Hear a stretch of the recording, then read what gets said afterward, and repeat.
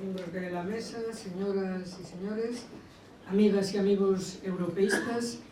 Para mí es una satisfacción que el Consejo Federal del Movimiento Europeo me haya invitado a participar en este libro y en este acto de presentación, que significa finalmente el haber culminado una obra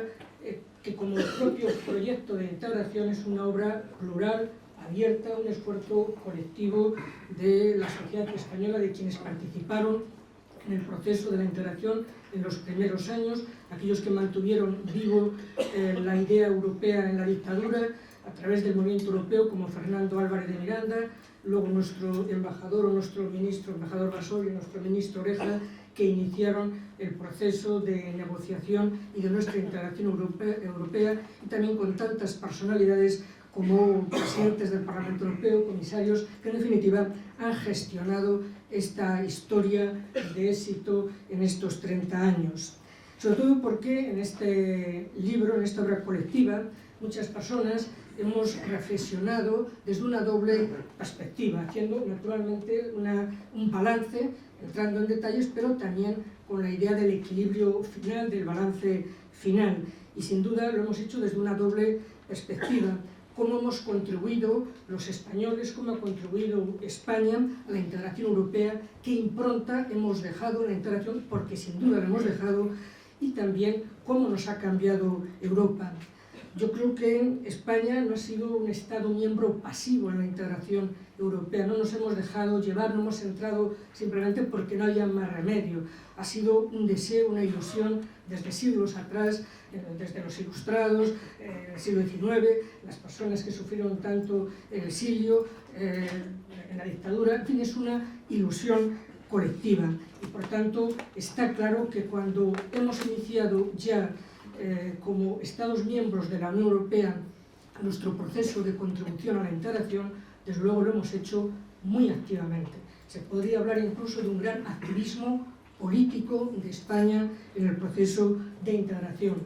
España ha estado en la vanguardia de todas las reformas. Además, recordarán que desde que ingresamos en 1986 han pasado cosas muy importantes. Ha sido una época de construcción de nuestras generaciones al proyecto europeo.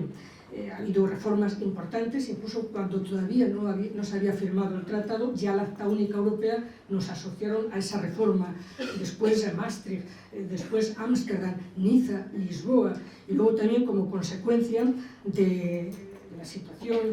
de la crisis, pues ha habido que hacer otras reformas, y también hemos estado en las reformas del tratado que establece el mecanismo de estabilidad en Europa, o el tratado de coordinación y gobernanza, también en las construcciones paralelas a la crisis, como la unión fiscal, la unión bancaria. Hemos entrado como socios leales, comprendiendo cuáles eran los compromisos y, por tanto, compartiendo las mismas percepciones que los estados fundadores. No hemos entrado como caballo de Troya, nos hemos sumido, por tanto, a las mismas percepciones que tenían los estados fundadores, para cooperar con ellos, no para poner palos en la rueda de la integración europea. España, desde luego, no ha participado, no ha contribuido a ese dilema que siempre acecha a las instituciones cuando hay nuevas adhesiones, nuevos candidatos. ¿Se sacrificará la profundización del proyecto europeo como consecuencia de las ampliaciones? Pues en casi todas las ampliaciones el proceso de profundización ha sufrido. Desde luego podemos tener la conciencia tranquila, los países ibéricos, España y Portugal, que desde luego en nuestra integración no ha sufrido para nada el proyecto político europeo. Posiblemente no haya encontrado la Unión Europea socios más leales y devotos con el proceso profundo, tal como los padres fundadores lo pergeñaron allá en los años 50. No hemos, por tanto, debilitado nunca la integración europea. Y además yo creo que ha sido una buena estrategia de todos los gobiernos de España, de todos los partidos políticos y de todas nuestras administraciones públicas, y una buena estrategia seguramente para superar ciertos victimismos y sobre todo compensar ese síndrome de periferia que durante tantos siglos hemos tenido. Hemos apostado por estar en el corazón de Europa y, por tanto, superar así antiguos demonios.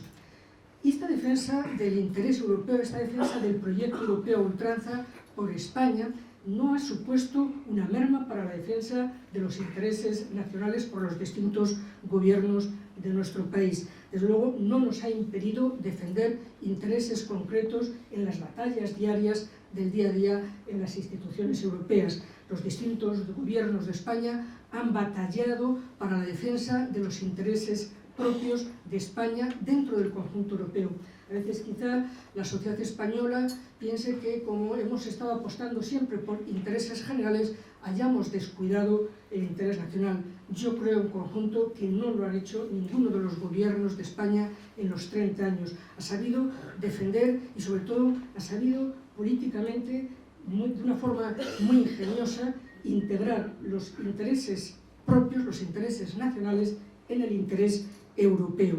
Y además casi siempre hemos triunfado en la defensa de esos intereses propios cuando hemos convencido de que el interés propio era también un interés común, un interés de todo, no un interés personalista, no un interés unilateral, sino que favorecía el conjunto. Piensen, por ejemplo, la batalla a finales de los 80 y principios de los 90 para que hubiera unas políticas estructurales que facilitaran la cohesión social, económica y territorial, y que hubiera un fondo de cohesión. Estábamos hablando de un valor, del valor de la solidaridad, de la necesidad de la redistribución de rentas, el valor de la solidaridad, y por tanto no solamente nos favorecía a nosotros, favorecía también a Grecia, a Irlanda, a Portugal,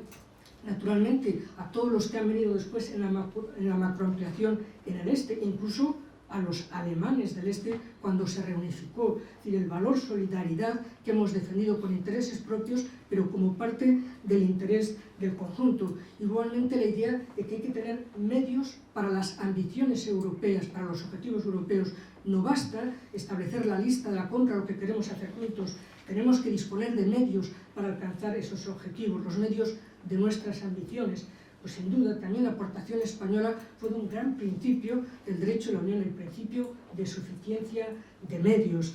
La misma ciudadanía europea, claro que nos interesaba a nosotros, que tenemos problemas internos, demonios internos, claro que nos interesa potenciar lo común con esa idea de la ciudadanía europea que rescatamos del proyecto Spinelli, y el gobierno de la época lo hizo propio y convenció a los demás, y todos sabemos hasta qué punto ha sido importante la institución de la ciudadanía de la Unión, ese sentimiento común de pertenencia sin perjuicio de otro tipo de pertenencias. En definitiva, yo creo que hemos sabido integrar muy bien los intereses nacionales dentro del interés común europeo. Con ello así hemos contribuido a una maduración de la idea europea misma, la maduración de la idea europea en el sentido de una construcción colectiva y una construcción continuada, a la que continuadamente las generaciones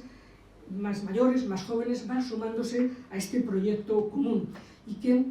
sobre todo, Europa tiene que tener un valor instrumental. Claro que tiene un valor finalista, los grandes valores, los grandes principios, pero hoy a las juventudes, a las generaciones más jóvenes, no le basta simplemente la Europa finalista, la Europa de los grandes principios y de los grandes valores. Al fin y al cabo, la paz y otros grandes valores son activos patrimoniales para incluso nuestras propias generaciones jóvenes. Eso ya está adquirido. Entonces, la Europa actual trata de solucionar problemas concretos, de ser instrumental para solucionar las necesidades de la sociedad europea moderna. Hoy hay otros problemas distintos de los que había en la posguerra europea. Yo creo que tanto España como la Unión Europea han sabido, por tanto, también en este caso, pensar en esas necesidades nuevas de la sociedad europea.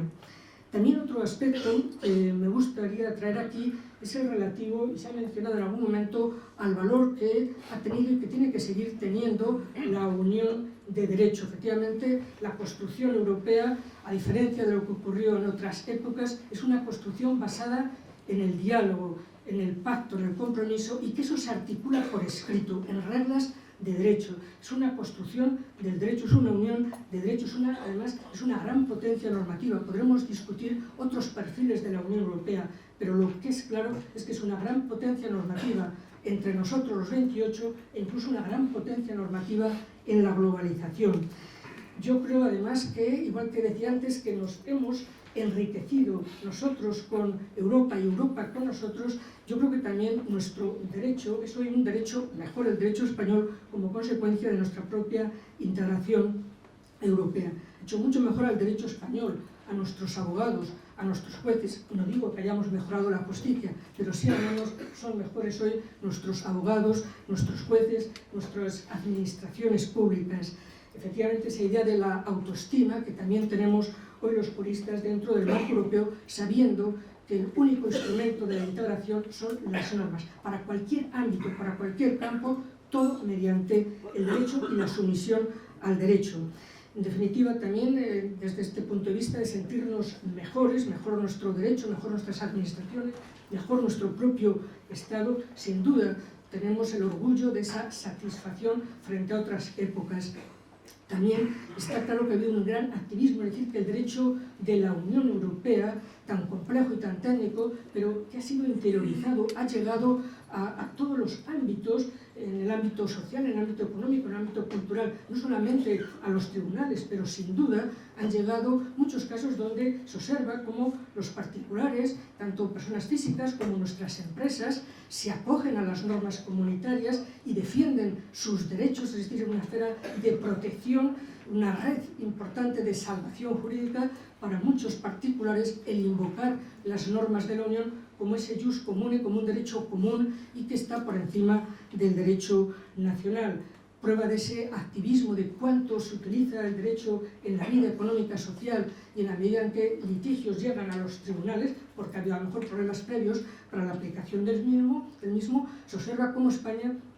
está en la tabla media alta de los países que han planteado un mayor número de cuestiones prejudiciales que significan, en definitiva, es un derecho vivo en la vida económica y social de un país. Nada menos que 350 cuestiones prejudiciales, de las cuales una del Tribunal Constitucional, 54 nada menos del Tribunal Supremo y 300 del resto de jurisdicciones españolas. Incluso las jurisdicciones más discutidas como jurisdicciones, como el Tribunal Económico Administrativo, como el propio Tribunal de Defensa de la Competencia, también han planteado cuestiones prejudiciales. Es más, para sorpresa de muchos,